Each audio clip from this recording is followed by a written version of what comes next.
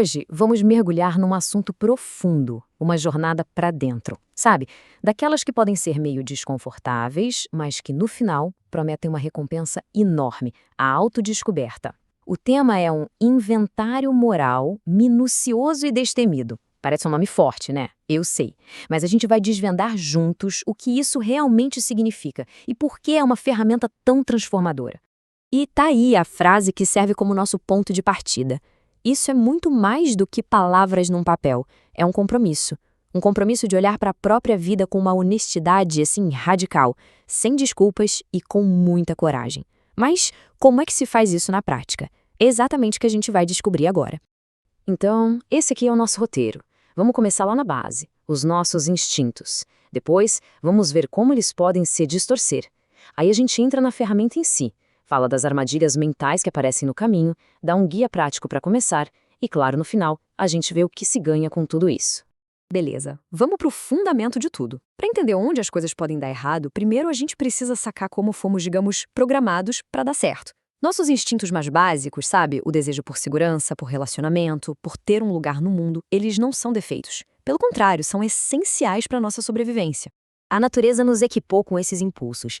A necessidade de segurança, tanto material quanto emocional, a vontade de criar laços, de ter companhia, tudo isso é perfeitamente saudável. Pensa bem, sem eles a gente não formaria famílias, nem comunidades, nem sociedades. Eles são, na essência, o motor que impulsiona a vida. E é exatamente aqui que a história começa a complicar. Como é que uma coisa tão boa, tão necessária, pode virar a fonte de quase toda a nossa dor e confusão? Essa virada de chave... esse é o ponto central de toda essa análise. O ponto crucial é este. Quando um desejo saudável passa do ponto, ele se torna um tirano. Por exemplo, a necessidade de segurança financeira pode virar uma obsessão por dinheiro a qualquer custo. O desejo de ter um parceiro pode se transformar numa necessidade de controlar a outra pessoa. E é aí que a liberdade vai embora. Olha só o contraste nesse slide, é muito revelador. À esquerda, você tem os pilares da vida. À direita, o que acontece quando eles saem do controle. A busca por companhia vira ciúme e dominação. A necessidade de pertencer a um grupo vira uma fonte de conflito com quem está de fora. É a mesma energia, só que com resultados totalmente opostos. E esse é o nome do problema que o tal inventário quer encontrar. Uma deformidade emocional nada mais é do que um instinto bom que cresceu demais, de forma desproporcional. Imagine uma raiz de árvore que, em vez de só sustentar, começa a quebrar a fundação da casa. É isso que se está procurando. Certo. Então, como é que a gente encontra essas raízes problemáticas? É aqui que o inventário entra em cena. Ele é basicamente um esforço sistemático para olhar para trás e identificar com precisão como, quando e onde nossos desejos naturais nos levaram para caminhos de sofrimento. E aqui um ponto super importante. O objetivo não é se afundar em culpa, viu? Não é um exercício de masoquismo. É sobre ter clareza para poder curar. É como um médico que precisa de um diagnóstico exato para tratar a doença. A gente precisa olhar o problema de frente para poder, enfim, resolvê-lo. Agora, no exato momento em que alguém decide olhar para dentro, dois guardiões aparecem no portão para impedir a passagem. São duas forças opostas, mas que no fim trabalham para o mesmo objetivo, nos manter exatamente onde estamos. Esse slide aqui ilustra as duas armadilhas de um jeito brilhante. De um lado, o desespero. Ele nos convence de que somos um caso perdido e nos afoga em autopiedade. A fonte original chama isso de orgulho operando em sentido contrário, uma ideia muito, muito poderosa. Do outro, o orgulho, aquele que aponta o dedo para todo mundo, que se recusa a ver a própria responsabilidade e nos cega. Os dois constroem muros que nos impedem de achar a saída. Essa citação descreve com perfeição a natureza doentia do desespero. Existe um prazer estranho, mórbido, em se ver como a pior pessoa do mundo.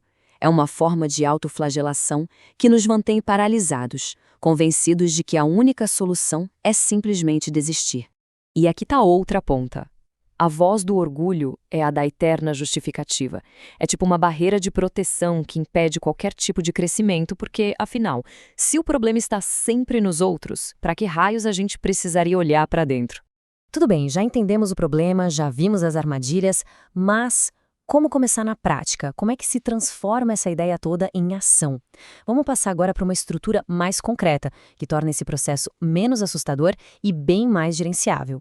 Uma boa forma de organizar essa busca é usar esta lista, que é um mapa bem conhecido do comportamento humano. E não é à toa que o orgulho está ali, no topo. O texto original o identifica como a principal causa das nossas dificuldades, o defeito que alimenta todos os outros e nos impede de enxergar a verdade. Então, qual é o combustível que alimenta tudo isso? É o medo. Medo de não ter o suficiente, medo de ficar para trás, medo de não ter afeto, medo de ser insignificante. Esse medo é como o cupim, sabe? Vai comendo silenciosamente as fundações da vida que a gente está tentando construir. Aqui está uma pergunta-chave para começar, e não precisa ser algo abstrato. Significa se perguntar: será que o meu orgulho me fez recusar uma ajuda que teria salvo o meu emprego? Será que a minha ganância me fez entrar num negócio arriscado que me deixou cheio de dívidas? Ser honesto aqui é o primeiro passo de tudo.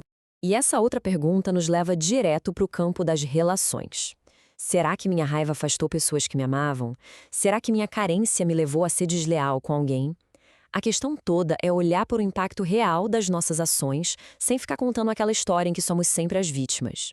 E aqui vai uma dica prática que é fundamental: colocar no papel. Escrever nos impede de fugir ou de ficar recontando a mesma velha história para nós mesmos.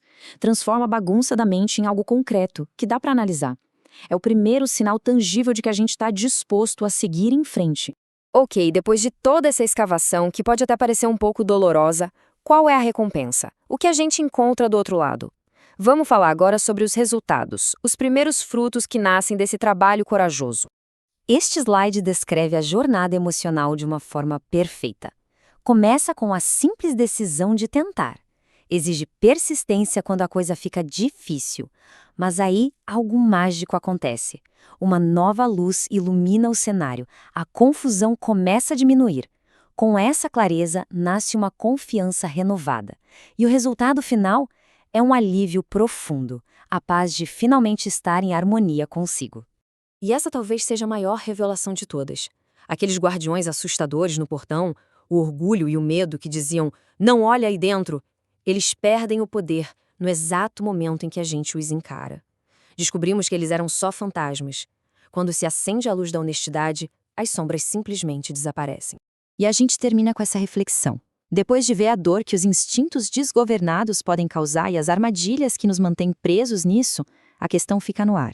E se essa jornada interior, por mais assustadora que pareça no começo, for o único caminho para sair do labirinto? O único caminho para a liberdade de verdade? É uma boa ideia para se refletir.